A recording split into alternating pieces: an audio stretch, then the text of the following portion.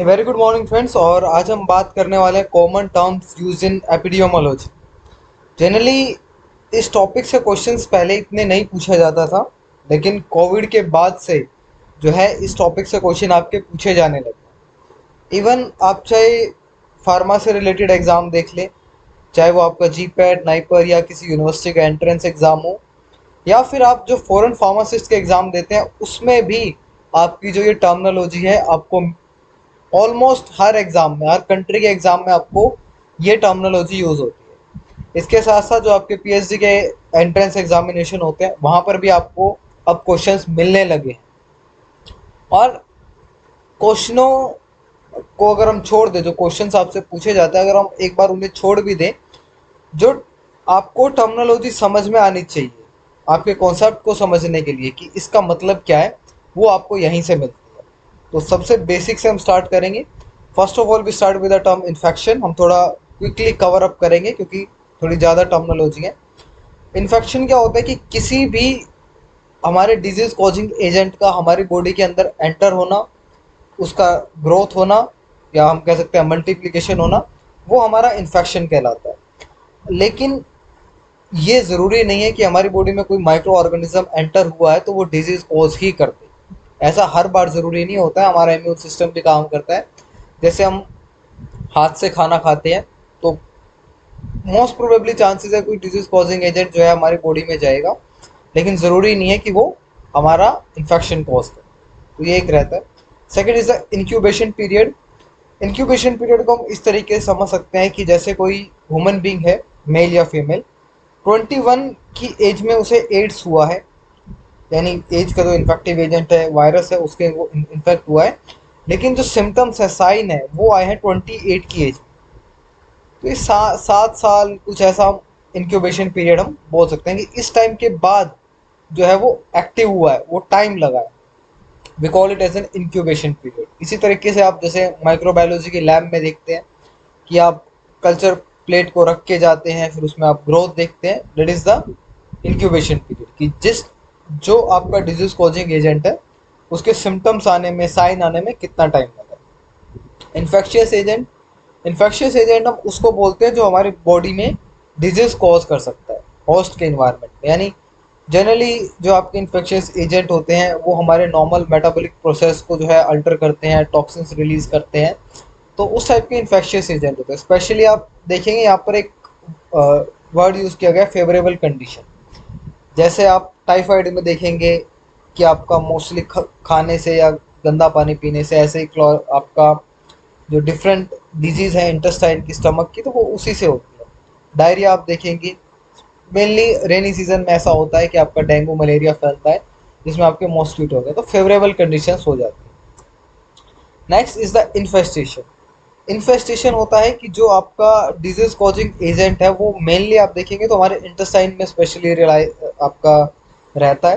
तो लोडिंग का मतलब होता है उसकी रहने की जगह। The loading development and the reproduction of disease producing agent on the surface of the body और इन द इंटेस्टाइन, उसे हम इन्फेस्टेशन बोलते हैं। कि जहाँ पर रहकर वो अपनी डेवलपमेंट करता है, ग्रोथ करता है, और वो जो है आपका बॉडी का सरफेस एरिया भी हो सकता है या फिर कोई इंटरनल ऑर्गन, जैसे मेनली हम इंटेस्टाइन देखते हैं, तो वो भी हो सकता है। इंसिडेंस आपका एक इम्पॉर्टेंट टर्म है। इंसिडेंस क्या होता है कि एक आप सर्टेन टाइम पीरियड लेते हैं और उसमें नंबर ऑफ केसेस देखते हैं पर लैख के हिसाब से एक पॉपुलेशन में। तो ये होता है, it is express as the number of cases per 1 lakh population per year. ये जनरली आप जो है इसको आप अपना कोई प्रोजेक्ट लिखते हैं, डिसर्टेशन लिखते हैं, थीसिस लिखते हैं, तो उसमें इंसिडेंस एंड प्रेवेलेंस आता है। तो उसका मतलब यही है, number of cases per 1 lakh population per year. तो ये सबको रिक्वायरमेंट होती है और ये टर्म्स आपसे पूछे जाती हैं, इन्फेस्टेशन, इंसिडेंस, और ये कॉमन टर्म्स है। लेकिन जब आपको डेफिनेशन देके एग्जैक्ट पूछ लिया जाता है तो आप नहीं कर पाते। आइसोलेशन होता है कि एक पर्सन का या एक ग्रुप ऑफ पर्सन का कंप्लीटली सेपरेट कर देना बाकी से। और स्पेशली हम इसको करते हैं कम्युनिकेबल डिजीज में। जैसे आप कोविड में बोलते थे क्वारंटाइन हो जाना, आइसोलेट हो जाना, तो that is the similar thing कि आप एक पर्सन को है तो एक को, अगर ग्रुप ऑफ पर्सन को है तो आप ग्रुप ऑफ पर्सन को जो है बाकी जो अभी कांटेक्ट में नहीं आए या इन्फेक्ट नहीं है उनसे दूर कर दिया जाए। नेक्स्ट, कॉन्टैक्ट कॉन्टैक्ट आपका बहुत तरीके से हो सकता है, कोई ड्रॉपलेट इन्फेक्शन हो सकता है, कोई आपका जो ऐसा इन्फेक्शन हो सकता है जो ब्लड के थ्रू फैले, ब्लड ट्रांसफ्यूजन के थ्रू हो, तो उस तरीके का इन्फेक्शन हो सकता है। तो कोई भी इन्फेक्टेड पर्सन के कांटेक्ट में आने से, या फिर उस जो इन्फेक्टेड पर्सन है उसने कुछ किसी आर्टिकल को छुआ है, उसके इन्फेक्ट में आने से अगर आपको इन्फेक्शन हो रहा है, तो डेट बी कॉल्ड दिस कि आपको उसके कांटेक्ट में आने से होगा। तो ये डायरेक्टली भी हो सकता है, इनडायरेक्टली भी हो सकता है। आपका डायरेक्टली आप किसी से मिलते हैं, हैंडशेक करते हैं, या फिर एड्स वगैरह में हम इंटरकोर्स या ब्लड ट्रांसफ्यूजन का प्रोसेस बोलते हैं, या फिर कोई नीडल वगैरह जो टैटूज बनाते हैं उस टाइम पर हो जाता है। तो डेट मीन्स कि आप डायरेक्टली या इनडायरेक्टली कॉन्टैक्ट में आ गए हैं और आपको डिजीज हो गई। कंटेमिनेशन होता है कि आपका इन्फेक्शियस एजेंट है वो सरफेस ऑफ आर्टिकल्स पे, आपके वाउंड्स पे, या फिर इन एनिमेट ऑब्जेक्ट है, जैसे कोई क्लॉथ इन्फेक्टेड है, फूड आर्टिकल्स है, वाटर टॉयज हैं, बेड फ्लोर है। जनरली आप देखेंगे तो वाउंड्स पे जो आप बैंडेज लगाते हैं, या इसके अलावा जो पट्टी करते हैं, जो भी आपका रिलेटेड है, जहाँ पे ब्लड वगैरह आ जाता है, चाहे वो नीडल है, चाहे वो सैनिटरी पैड्स हैं, नॉर्मली आप देखेंगे बहुत जगह पर आपको एक इस तरीके से कूड़ा कचरे में मिलता है, तो वहाँ से इन्फेक्शन के चांसेस ज़्यादा बढ़ते हैं। कंटेजियस डिजीज जो आपकी which is transmitted by contact, contact में आते ही आपकी फैल जाएगी, जैसे स्केबीज है या ट्रैकोमा है, that is known as the contagious disease. कि आपको, आप कांटेक्ट में आए, आपने टॉवल यूज करा, आपने जो है कंघा यूज करा किसी पर्सन का, और आपको वो डिजीज हो गई, that means an contagious disease, कि आपको टच में आते ही हो जाता है। कम्युनिकेबल डिजीज हम बता चुके हैं कि जो एक पर्सन से दूसरे पर्सन में ट्रांसफर होती है, डायरेक्टली इनडायरेक्टली कैसे भी हो सकता है, food, air, dust, fomites contact से, that is an communicable disease. And the most important term जो सबसे ज़्यादा पूछी जा रही है, मेनली डिफरेंस पूछा जाता है और इन्हीं पे आपका क्वेश्चन बनता है। First is the epidemic, endemic and pandemic. तो ये आपको टर्म क्लियर होनी चाहिए। एपिडेमिक क्या होता है कि आपका सडन आउटब्रेक हो जाता है किसी इन्फेक्शन का, और एक लार्ज नंबर ऑफ पॉपुलेशन को एक शॉर्ट पीरियड ऑफ टाइम में इफेक्ट कर देता है, we call it as an epidemic. फिर आता है, ये एक आपकी ब्रॉडर टर्म है, इससे छोटी टर्म एंडेमिक होती है, इसको हम मिडल टर्म बोलते हैं। एंडेमिक में क्या है कि जब आपका इन्फेक्शन, जो आपका एक डिजीज है, स्प्रेड होना स्टार्ट हो रही होती है। जैसे कोविड का हम देखें तो वो चाइना में स्टार्ट हुआ था, वुहान में स्टार्ट हुआ था। तो जब ये वुहान में स्टार्ट हुआ था, एक लोकेलिटी में स्टार्ट हुआ था, एक सिंगल पर्सन से स्टार्ट हुआ था, we call it as an endemic. कि एक लोकेलिटी में, एक कम्युनिटी में वो इन्फेक्शन अभी प्रिवेलेंट है, वहां पर स्टार्ट हुआ। उसके बाद अगर वो एक लार्ज नंबर ऑफ पॉपुलेशन में बढ़ जाता है, जैसे चाइना में बढ़ गया था, सिर्फ चाइना में अगर वो बढ़ता है, not in the other country, तो हम उसे बोल देते हैं एपिडेमिक। कि एक लार्ज नंबर ऑफ पर्सन को एक शॉर्ट पीरियड ऑफ टाइम में उसने इफेक्ट कर लिया।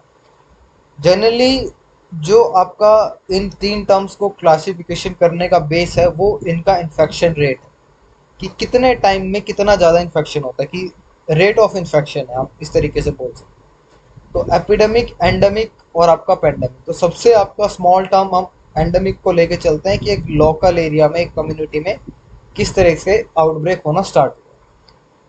एपिडेमिक क्या है, एक बड़े लेवल पे आ जाता है, एक बड़ी पॉपुलेशन पे आ जाता है। आप इस तरीके से समझ सकते हैं, एक जिला है, फिर एक स्टेट है, और फिर एक कंट्री है।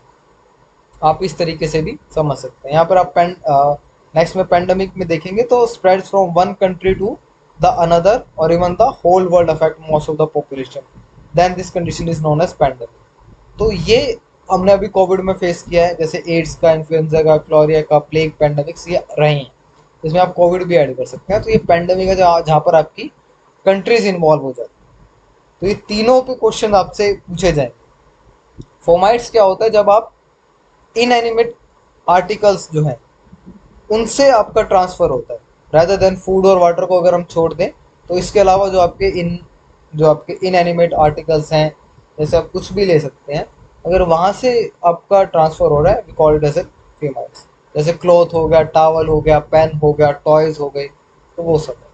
होस्ट क्या होता है, जिसमें आपका जो पैरासाइट है या इन्फेक्शियस एजेंट है, वो आकर अपना घर बनाता है, डेवलपमेंट करता है, अपना नंबर बढ़ाता है।